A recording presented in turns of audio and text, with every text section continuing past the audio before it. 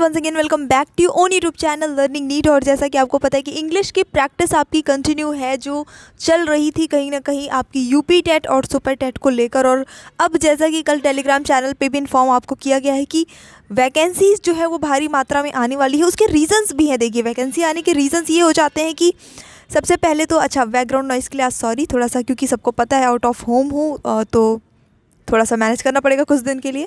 Anyways, तो यहाँ पे वैकेंसी आने का जो मेन कारण है वो पहली बात तो ये कि इधर 1-2 साल यही 1-2 वैकेंसी में ही पूरा बीता हुआ है। जो भी लास्ट आपके 5 इयर्स रहे हैं उसमें ज़्यादा वैकेंसीज नहीं क्लियर हुई हैं। उसके बाद नेक्स्ट जो ईयर है एग्ज़ाम क्या बोलते हैं, इलेक्शंस भी हैं।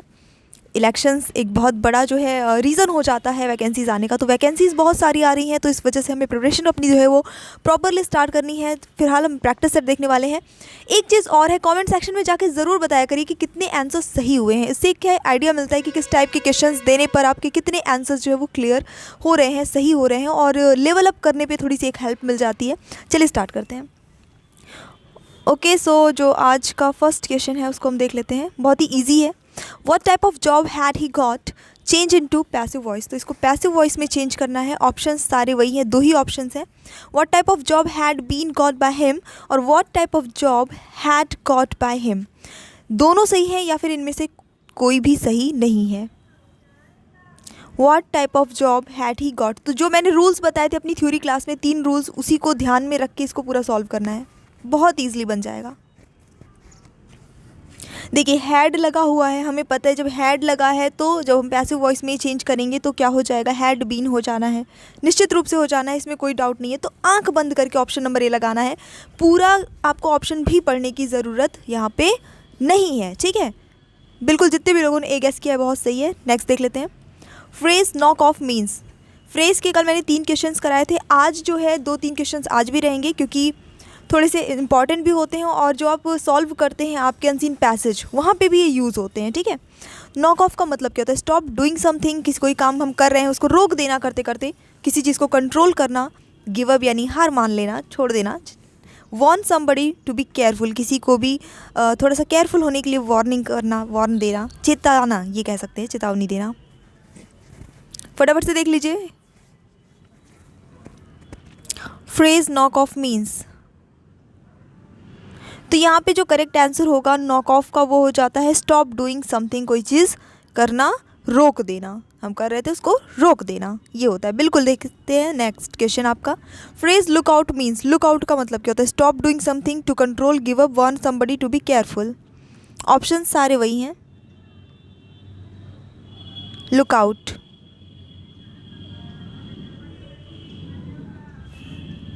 तो इसका जो करेक्ट आंसर होगा यहाँ पे वो हो जाता है warn somebody to be careful. Actually सतर्क हो जाना, ये सिंपली सेंस में यूज़ होता है, चौकन्ना हो जाना, केयरफुल होना, इस सेंस में लुकआउट यूज़ होता है। अच्छा, बहुत अच्छी बात ये होती है फ्रेजेस की, अच्छी भी कह सकते हो, जिनकी इंग्लिश वीक है वो कह सकते हैं कि बेकार बात भी है, कि एक ही वर्ड में अलग अलग वर्ड ऐड होने से जो फ्रेज़ बनते हैं उनका मीनिंग पूरी तरह से परिवर्तित हो जाता है, बदल जाता है। तो थोड़ा सा चीज़ों को ध्यान में आपको रखते चलना है। खैर, प्रैक्टिस कराएंगे तो अपने आप याद होती चलेंगी। इट इज़ 5 minutes blank 4, कौन सा प्रीपोजिशन यहाँ सुटेबल आएगा, टू, इन, ऑफ, या अगर आपको लगता है कि किसी की ज़रूरत नहीं है, इट इज़ 5 minutes 4 ये सही है, तो फिर डी ऑप्शन चूज़ करना है। सो यहाँ पे जो करेक्ट आंसर होगा वो क्या होगा, इट इज़ 5 minutes to 4, 2 लगेगा। इसका अर्थ हो जाता है कि 4 बजने में 5 मिनट बाकी है, अभी 4 बजने में 5 मिनट हैं, 5 मिनट का समय अभी है, तो 2 लगेगा। इस सिचुएशन में ऐसे ही लगता है। कैलॉस का जो है आपको एंटोनीम बताना है। कैलॉस, डार्कन, इग्नोर, डस्क, काइंड।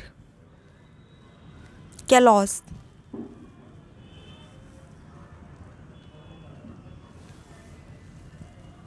तो कैलॉस का जो एंटोनीम होगा यानी अपोजिट होगा वो काइंड हो जाता है, यानी कि अर्थ होता है दयालु, ठीक है। I depend blank my father, on, upon, at or for. I depend blank my father on, upon, at or for. तो जब हम किसी पे निर्भर होते हैं, डिपेंड के साथ हमेशा अपॉन जाता है। आपका ऑप्शन नंबर बी सही हो जाएगा। आंख बंद करके इसको लगाना है, मैं अपने पिता पर निर्भर हूँ।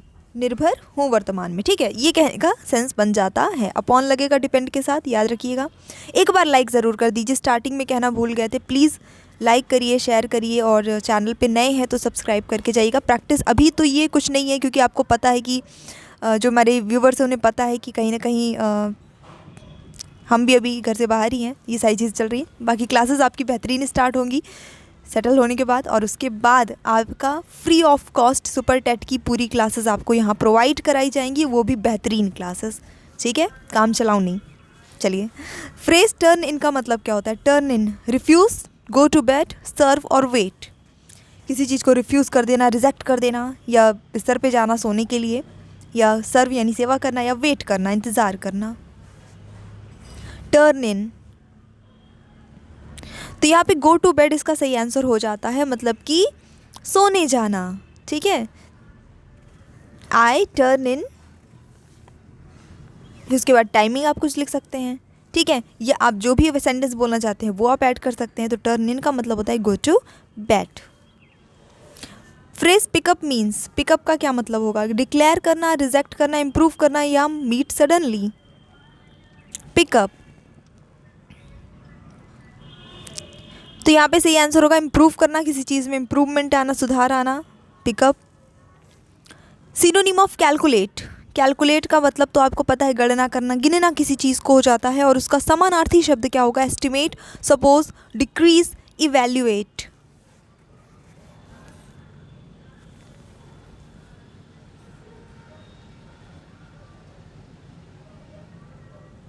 सो यहाँ पे जो करेक्ट आंसर इसका हो जाता है सिनोनिम ऑफ कैलकुलेट, वो हो जाएगा एस्टिमेट, ठीक है। ये भी इसका सही आंसर हो जाता है। सपोज, डिक्रीज या इवैल्यूएट ये तीनों ही नहीं होंगे। सपोज मतलब होता है कि मान लेना किसी चीज़ को, कल्पना टाइप से कर लेना, ठीक है। डिक्रीज मतलब किसी चीज़ को घटाना, इवैल्यूएट मतलब जो होता है मूल्यांकन करना होता है, लेकिन वो उसका संबंध एग्जैक्टली अंकों से या एग्जैक्टली एक गिनती वाले इवैल्यूएशन से नहीं होता। इवैल्यूएशन कई तरह के होते हैं, आप लोगों ने ऑलरेडी मूल्यांकन वगैरह पढ़ रखा है, ठीक है।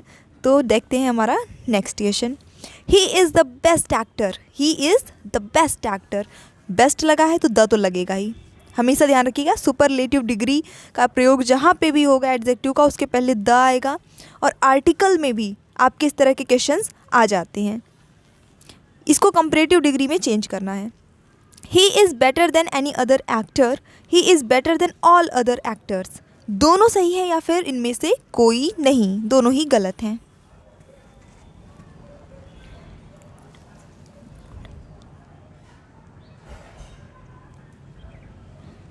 तो यहाँ पे जो सही आंसर हो जाता है, देखिए ही इज़ बेटर, आप देख रहे हैं कि बेस्ट का कंपैरेटिव होता है बेटर, तो बेटर यहाँ भी लगा है, बेटर यहाँ भी लगा है। अर्थ परिवर्तन नहीं होना चाहिए, ये चीज़ का ध्यान रखना है। तो he is the best actor यानी वो सारे एक्टर्स से अच्छा है, सबसे अच्छा है। तो हमारा जो पहला वाला सेंटेंस है वो भी यही कह रहा है कि he is better than any other actor, वो दूसरे किसी भी एक्टर से, अब दूसरे किसी भी मतलब हाँ सभी से, किसी भी एक्टर से बेहतर है।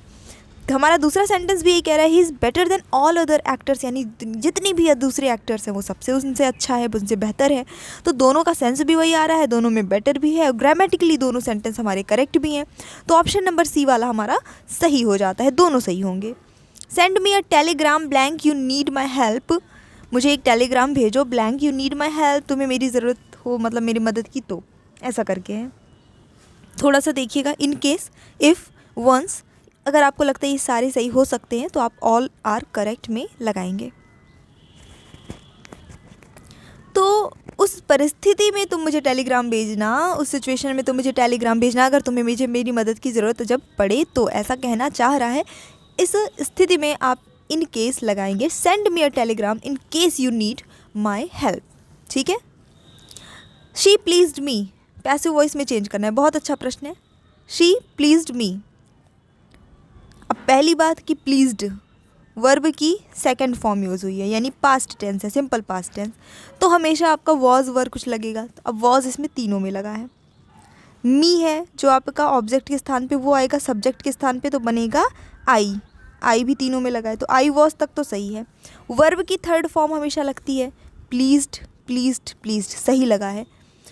शी जाएगा आपका ऑब्जेक्ट की जगह पे, तो हर बनेगा, तो हर हर हर सब में सेम है। फ़र्क क्या है? सिर्फ इसमें बाय, इसमें विद, इसमें टू, इतना सा फ़र्क है, आपको बताना है क्या लगना चाहिए।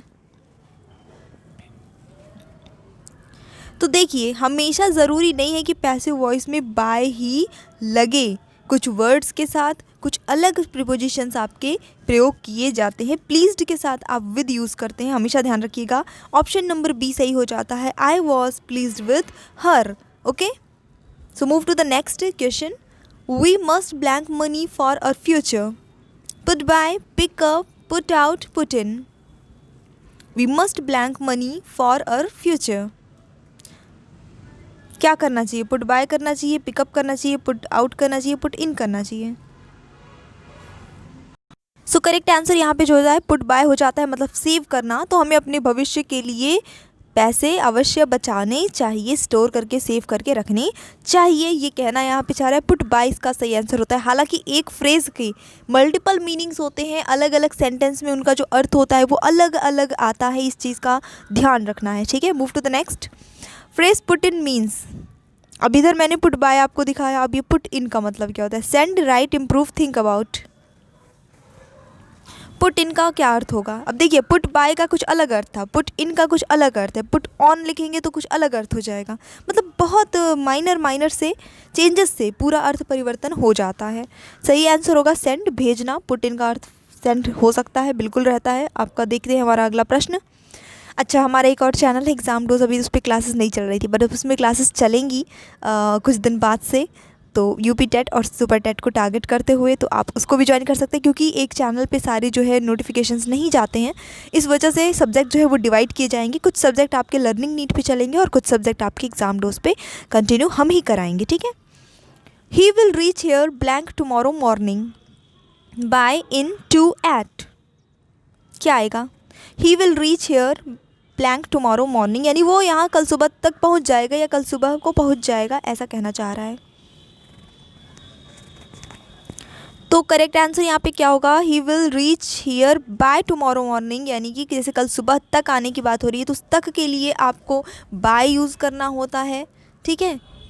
हमेशा ध्यान रखिएगा, इन, टू, एट ये सारे ही गलत हैं। बढ़ेंगे हमारे नेक्स्ट क्वेश्चन की ओर। ओके, नेक्स्ट क्वेश्चन तो है ही नहीं, क्योंकि आपके जितने क्वेश्चन होते हैं वो कंप्लीट हो चुके हैं। तो इसी के साथ फटाफट से वीडियो को लाइक करिए, शेयर करिए, चैनल पे जो लोग नए हैं सब्सक्राइब करके प्लीज़ प्लीज़ प्लीज़ सपोर्ट करिए, थोड़ा सा मोटिवेट करिए। और एक चीज़ और है, जैसा कि रिगार्डिंग मैं जॉब, कल कमेंट्स आए थे कि आपने कोई वीडियो नहीं बनाया है। वीडियो ना बनाने का रीज़न यही है कि अभी जो है मैं आउट ऑफ होम हूँ, अपने घर पे अपने रूम पे नहीं हूँ, तो इस वजह से नहीं आ रहा है। उसके बाद जो है मैं वीडियो भी प्रॉपर बनाऊँगी, आप लोगों को सारी प्रोसेस भी बताऊँगी, और कहीं ना कहीं कैसे आप उसको क्वालिफाई कर सकते हैं बहुत ही ईजिली, वो भी आपको गाइड ज़रूर करूँगी। बस आप थोड़ा सा वेट कर लीजिए, उसके लिए आपको थोड़ा सा वेट करना पड़ेगा। So I just hope you like the video. If you like, don't forget to like, share and subscribe. Thanks for watching, keep studying and bye bye.